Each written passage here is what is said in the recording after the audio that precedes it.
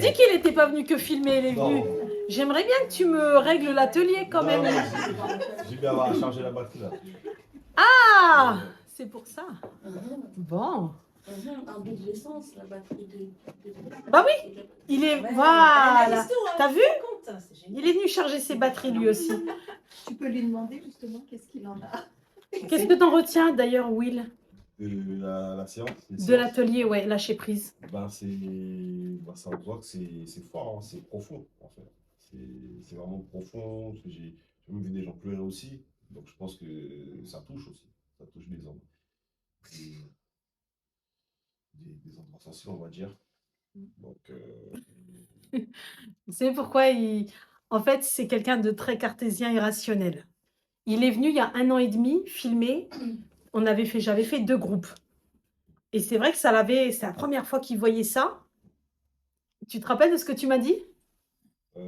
Tu m'as dit, wow, tu pensais pas que les gens allaient réagir comme ça, ouais, tu je vois pensais tout. pas, je pensais pas. En fait, je voyais pas les choses comme ça en fait. Quand je suis venu, je me suis dit, bon, c'est un peu comme de la psychologie en fait, mais je pensais pas que il allait avoir un impact comme ça. Parce que quand j'ai vu les gens pleurer, j'ai dit, ah ouais, quand même, c'est. Pleurer quand même, vraiment, c'est spécial en fait. On va dire tes exercices en fait. Tu vois, ce que tu fais, c'est vraiment spécial comparé à d'autres trucs que j'ai pu voir, ou psychologue, ou il y a quoi encore? Il y a psychologue. Hypnothérapeute. Il y a ça aussi, et moi j'ai pas vu ces effets-là en fait. Mais là c'était vraiment, même après, tu les as interviewés, ils ont dit oui, comment ils se ressentaient, ils se sentaient mieux, plus libérés. Mais après c'est là que je me suis dit, ah ouais, il y a quelque chose, il y a quelque chose de particulier que les autres ne font pas en fait. Voilà. Et ça agit aussi un petit peu sur moi, je vais pas...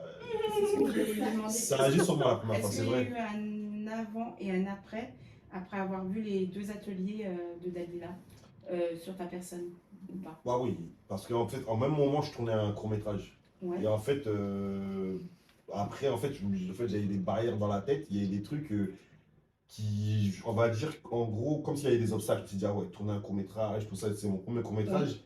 Je me suis dit, comment je vais faire ça? Et j'avais pas de budget, en fait. J'avais pas de budget. Et en fait, le fait que quand je suis venu ici, bon, je suis venu pour filmer, mais ça agit sur moi. Et en fait, quand je suis sorti, Il n'y avait plus de barrière. Oui. j'ai fait que de foncer. Non, j'ai foncé en fait. J'ai pas vu, ouais, il y a ça. Ça a débloqué quelque chose. Ça a débloqué quelque chose. En fait, j'ai fait que d'avancer. J'ai pas calculé que oui, il y a ça, il y a ça. Et J'ai avancé quoi. J'ai Ça prouve que avancé. ça marche même. ça veut dire que même sans le casque, vous imaginez? Non, c'est vrai que après, je me suis dit, ah oui, j'avoue quand même, j'ai avancé. J'ai avancé. En plus, j'avais pas vraiment d'équipe de tournage, j'avais pas de budget, mais j'ai. Tu veux filmer pour un truc qui filme? C'est ça, j'ai une caméra, j'ai tout mon truc. Tu es une assistante, hein. Voilà quoi. Ah. Prochain atelier. Tu seras pas là.